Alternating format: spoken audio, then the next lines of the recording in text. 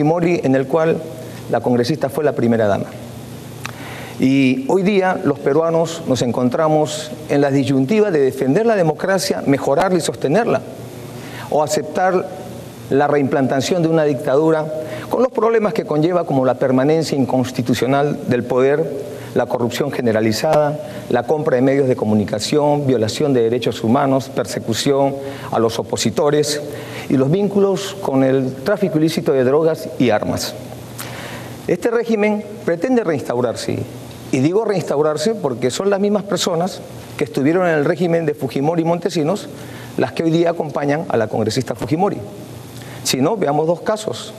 La doctora que coordinaba con Montesinos cómo limpiarle el rostro de las atrocidades que hacía el régimen fujimorista, fue la que en el debate técnico hacía las promesas sobre derechos humanos. Y otro caso es el doctor Aguinaga, que durante su gestión se esterilizaron a miles de mujeres sin su consentimiento.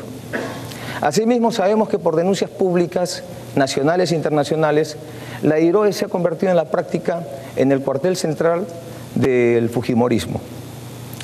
En mi gobierno no habrá perdón ni indulto a los corruptos. A diferencia del fujimorismo, que cerró el Congreso, creó una constitución para reelegirse, uno de mis principales compromisos con el país es la no reelección. De ser reelegido presidente del Perú, gobernaré 5 años y ni un minuto más. Defenderemos y fomentaremos la libertad de expresión. Cualquier cambio en mejora de un crecimiento económico con inclusión social, lo haremos dentro de los cánones de la democracia. Respetaremos y defenderemos los derechos humanos.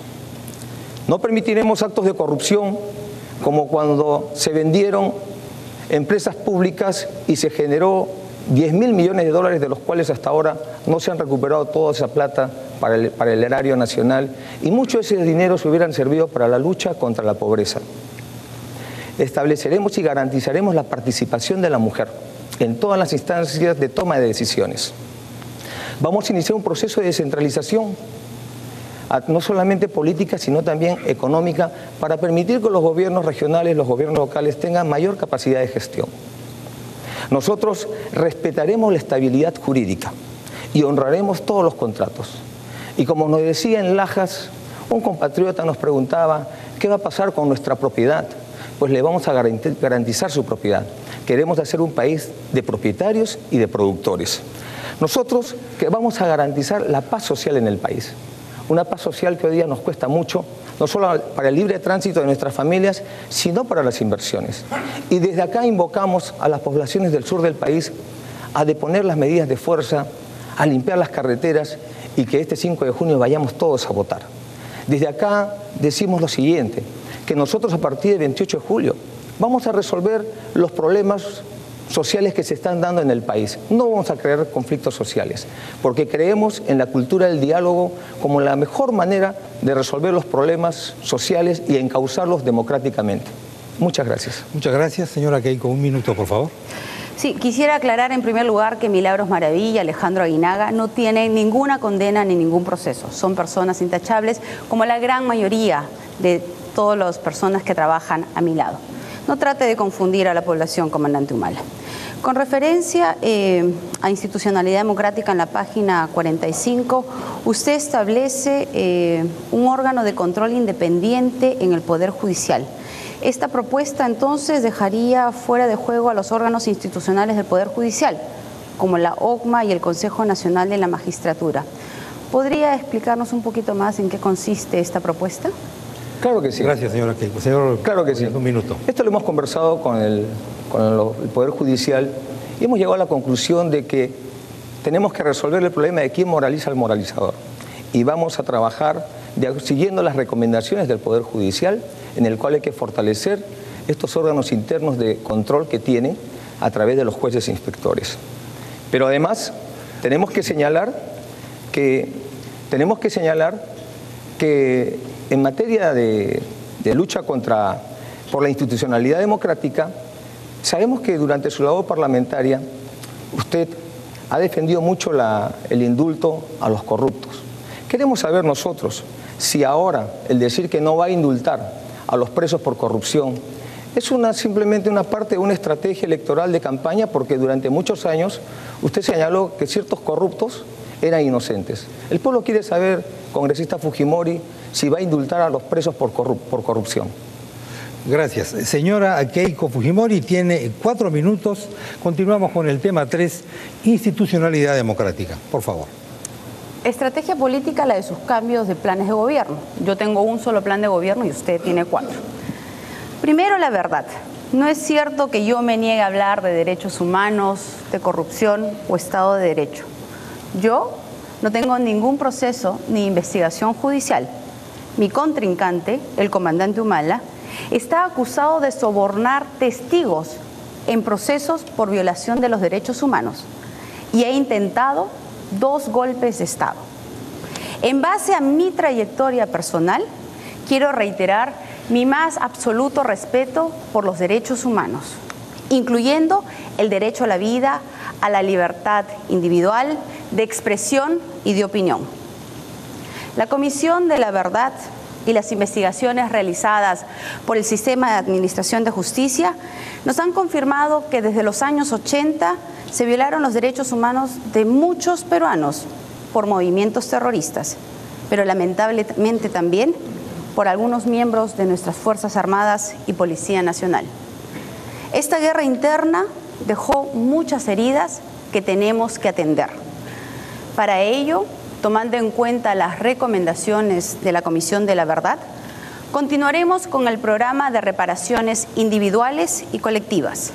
Además, trabajaremos en planes de desarrollo económico y social, sobre todo para sacar de la pobreza a esas comunidades afectadas. De la misma manera, el programa de reparaciones tiene que alcanzar a las familias de nuestras Fuerzas Armadas, de la Policía Nacional, los comités de autodefensa y las rondas campesinas que perdieron a sus seres queridos en búsqueda de la paz. Nuestro objetivo es cerrar las heridas del pasado para abrir la oportunidad a una verdadera reconciliación mirando hacia el futuro. Otro problema que afecta la institucionalidad democrática es sin duda la corrupción. No existe corrupción grande o pequeña. Su esencia es una sola. Y es ahí, al origen mismo, en donde debemos de atacar, porque la diferencia entre una y otra solo es cuestión de tiempo. La lucha contra la corrupción debe estar tanto en la penalización del delito como en su prevención.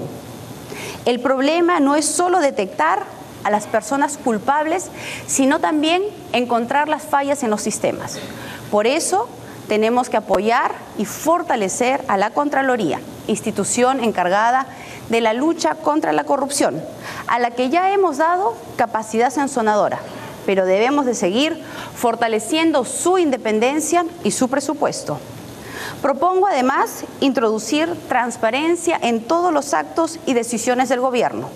Para eso, implementaremos un nuevo sistema de compras electrónicas. Simplificaremos los procesos e implementaremos con tecnología para detectar y saber las responsabilidades. Es importante también hablar de institucionalidad política. Por eso hoy quiero desde aquí garantizar mi más absoluto respeto a la independencia de poderes, a la libertad de prensa, a la independencia del Banco Central de Reserva y principalmente a la independencia de los mecanismos de control del Poder Judicial y de la Fiscalía de la Nación. Asimismo, me comprometo a no convocar una asamblea constituyente ni intentar, al término del mandato, la reelección presidencial. Muchas gracias. Señor Ollanthumal, un minuto, por favor. Yo no tengo ninguna acusación de violación de derechos humanos. Siempre he colaborado con la justicia y esa misma justicia que me absolvió a mí condenó a su padre, congresista Fujimori, por violador de derechos humanos y por corrupto. Usted ha hablado de derechos humanos, sin embargo resulta extraño para el televidente que no hable de su propia experiencia de vida porque usted fue primera dama de un gobierno donde se violaron derechos humanos.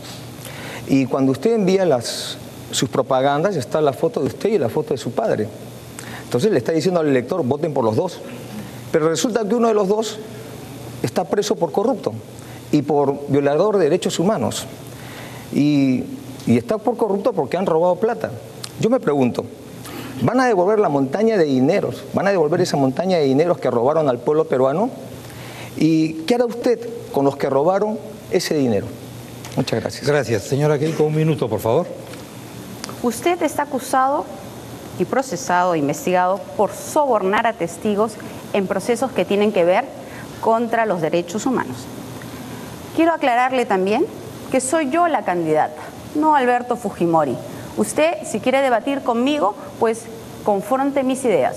Si quiere debatir con Alberto Fujimori, pues puede ir, si quiere usted, a la DIROES. Soy yo la que tomo las decisiones en mi partido, la que he convocado al equipo técnico, la que he convocado a los candidatos y los que hoy son ahora congresistas electos. Y si soy elegida presidenta del Perú, seré yo quien tome las decisiones.